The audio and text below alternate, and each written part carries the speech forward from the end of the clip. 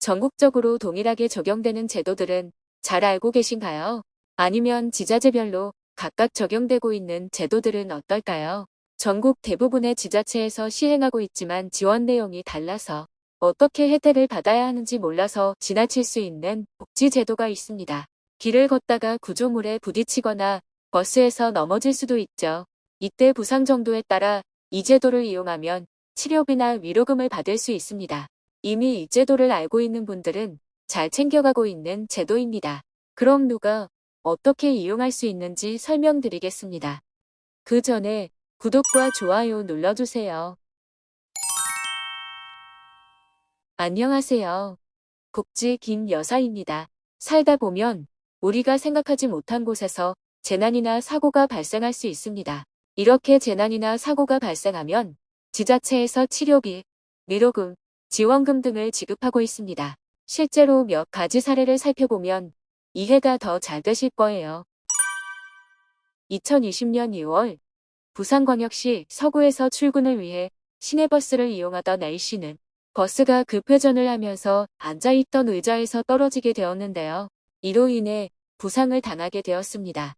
이렇게 대중교통을 이용하다가 사상의 후유장애 진단을 받게 되면서 지자체에서 150만 원의 보험금을 지급받을 수 있었습니다. 두 번째 사례도 2020년에 발생했던 사건인데요. 하남시 소재의 시장 인근에서 걷고 있던 B씨는 보행 중 미상의 이물질에 걸려 넘어지게 되었습니다. B씨는 넘어지면서 수지 부상을 입게 되었는데요. 이때도 하남시에서 상해 의료비 명목으로 의료비를 지원받을 수 있었습니다. 오늘은 이렇게 부상이나 장애, 사망사고가 발생할 때 받을 수 있는 시민안전보험 제도에 대해 소개해 드립니다. 시민안전보험제도란 각 지자체가 자율적으로 보험사, 공제회와 가입 계약한 보장제도로 해당 지역에 거주하는 시민은 별도의 신청 절차 없이 일괄 가입되어 있습니다. 따라서 여러분이 일상생활 중 예상치 못한 사고를 당했을 경우 일상으로 빠르게 복귀할 수 있도록 지원을 받을 수 있는데요. 물론 거주지가 아닌 타 지역에 갔다가 피해를 당했더라도 해당 지자체의 안전보험으로 보상받는 것이 가능합니다.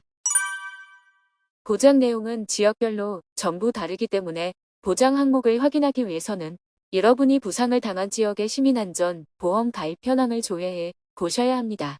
가장 쉽게 확인하는 방법은 인터넷 홈페이지에서 시민안전보험을 검색하시면 각 지역별로 어떤 내용을 보장하고 있는지 확인 가능합니다. 예를 들어 은평구에서는 가스사고로 인한 사망, 후유장애, 자전거나 킥보드 같은 개인형 이동장치를 사용하다가 피해를 입은 경우 물놀이 익사사고, 사회재난 사망사고, 개물림 사고 등 9가지 항목에 대해 보장되고 있습니다.